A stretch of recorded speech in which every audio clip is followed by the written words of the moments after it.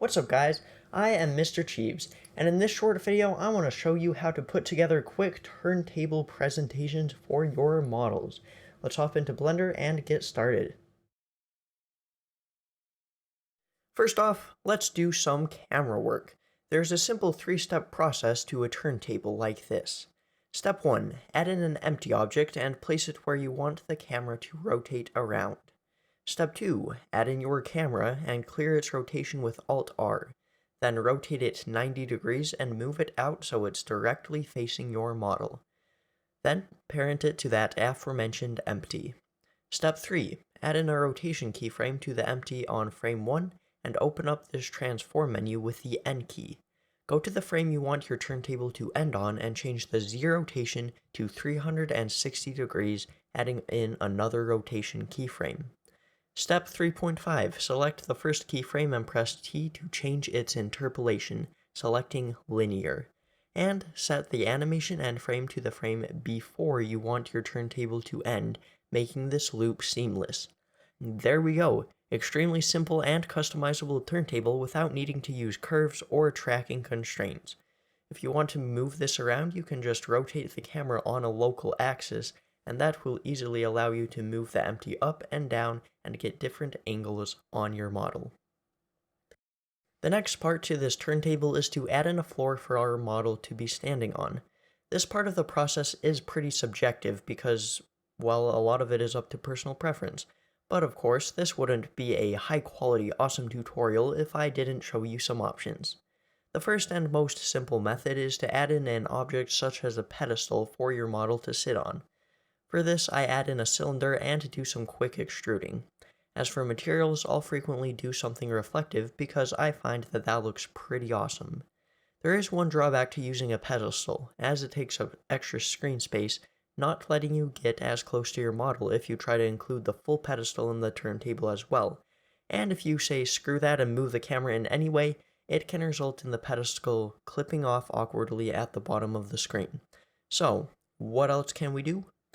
Well, alternatively, we can add in a plane so our model gets some shadows on the ground and scale it up till it takes up everything. I have done this on occasion, but it can get a little bit weird because of how big you'll have to scale that plane, so I usually use a different method with nodes. If we head to the node editor, we can do some simple editing to make this plane only appear in the middle. We'll need to make a new material and add in a transparent shader and a mix shader.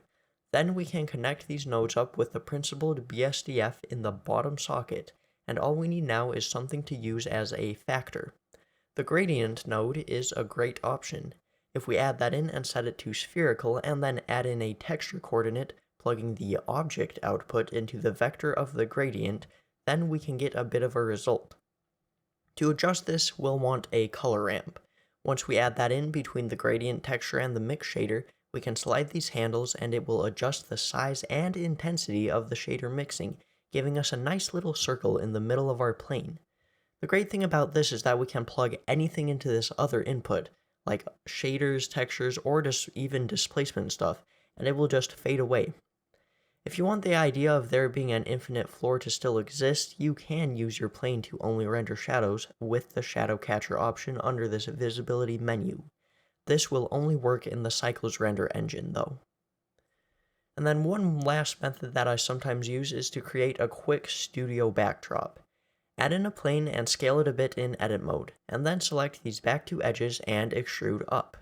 Then we can select these edges, bevel it with Ctrl B, and increase the amount of divisions here with the scroll wheel.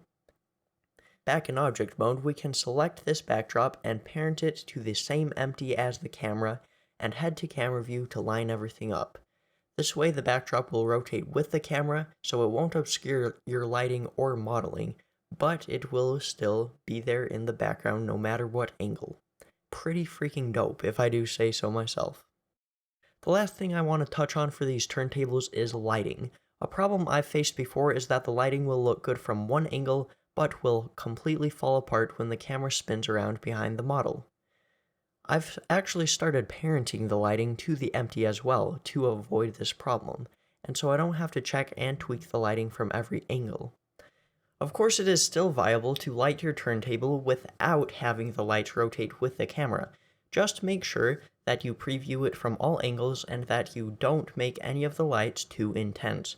Otherwise, it will look absolutely horrible from that angle.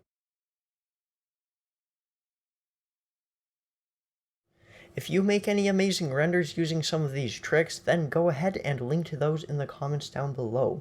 Also, if you want to help out this channel, like the video and subscribe, and if you're feeling so inclined, go ahead and check out my Patreon for some exclusive Blender files, which you can find at the first link in the description. Thank you all for watching, and have a great day.